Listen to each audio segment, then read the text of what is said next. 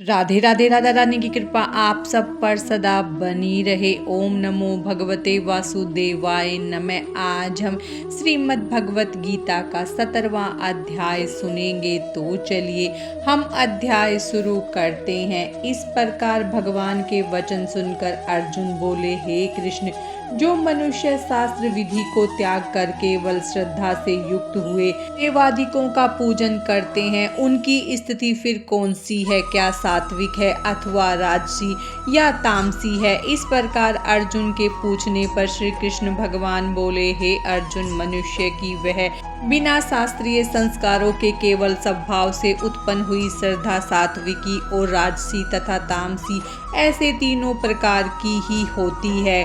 उसको तू मेरे से सुन। हे भारत, सभी मनुष्यों की श्रद्धा उनके अंतःकरण के अनुरूप होती है तथा यह पुरुष श्रद्धा में है। इसीलिए जो पुरुष जैसी श्रद्धा वाला है वह स्वयं भी वही है, अर्थात जैसी जिसकी श्रद्धा है वैसा ही उसका स्वरूप है। उसमें सात्विक पुरुष तो देवों को पूजते हैं और राजस पुरुष यक्ष और राक्षसों को पूजते हैं तथा अन्य जो तामस मनुष्य हैं वे प्रेत और भूत गणों को पूजते हैं।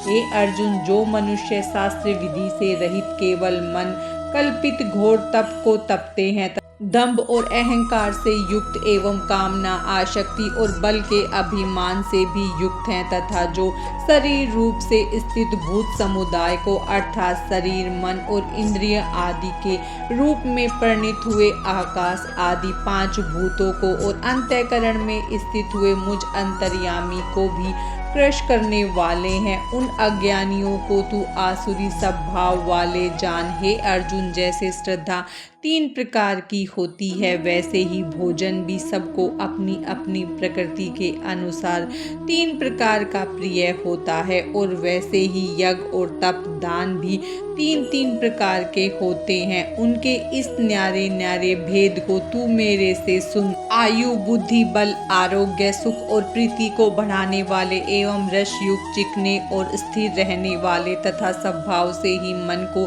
प्रिय ऐसे आहार अर्थात भोजन करने से पदार्थ तो सात्विक पुरुष को प्रिय होते हैं।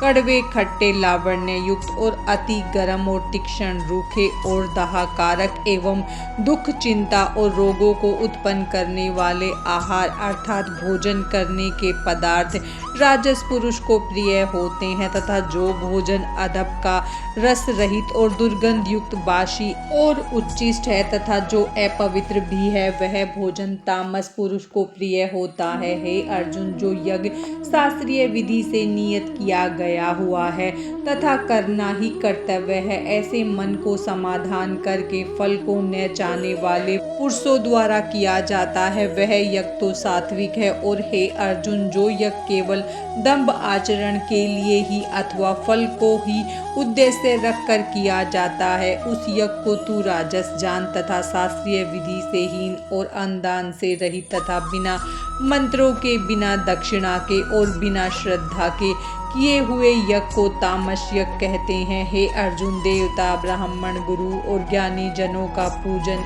एवं पवित्रता, सरलता, ब्रह्मचर्य और अहिंसा यह शरीर संबंधी तप कहा जाता है तथा जो उद्वेग को न करने वाला प्रिय और हितकारक एवं यथार्थ भाषण है और जो वेद शास्त्रों के पढ़ने का एवं परमेश्वर के नाम जपने का अभ्यास है वह निसंदेह वाणी संबंधी तप कहा जाता है तथा मन की प्रसन्नता और शांत भाव एवं भगवत चिंतन करने का स्वभाव, मन का निग्रह और अंतःकरण की पवित्रता, ऐसे यह मन संबंधी तप कहा जाता है। परंतु हे अर्जुन, फल को न चाहने वाले निष्कामी योगी पुरुषों द्वारा परम श्रद्धा से किए हुए उस पूर्वोत्तक तीन प्रकार के तप को सात्विक कहते हैं और जो तप सत्कार, मान और पूजा के लिए तथा केवल पाखंड के लिए ही किया जाता है वह अनिश्चित और क्षणिक फल वाला तप यहाँ राजस कहा गया है। जो तप मूर्ता पूर्वक हठ से मन, वाणी हानि और शरीर की पीड़ा के सहित और दूसरे का अनिष्ट करने के लिए किया जाता है, वह तप तामस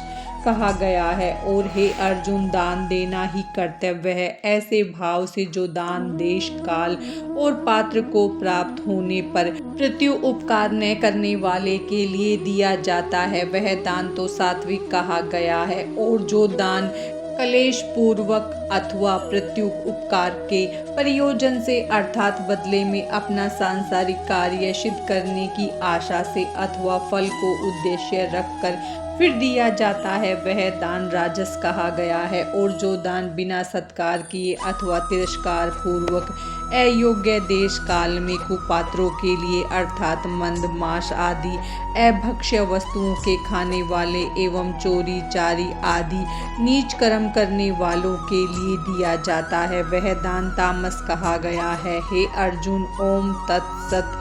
ऐसे यह 3 प्रकार का सच्चिदानंद ब्रह्मा का नाम कहा है। उसी से सृष्टि के आदि काल में ब्राह्मण और वेद तथा यज्ञ आदि रचे गए हैं। इसीलिए वेदों को कथन करने वाले श्रेष्ठ पुरुषों की शास्त्रीय विधि से नियत की हुई यज्ञ, दान और तप रूप क्रिया सदा ओम ऐसे इस परमात्मा के नाम को उच्चारण करके ही आरंभ होती है। तत् अर्थात तत् नाम से कहे जाने वाले परमात्मा का ही यह सब है। ऐसे इस भाव से फल को न चाहकर नाना प्रकार की यज्ञ, तप रूप क्रियाएं तथा दान रूप क्रियाएं कल्याण की इच्छा वाले पुरुषों द्वारा की जाती है।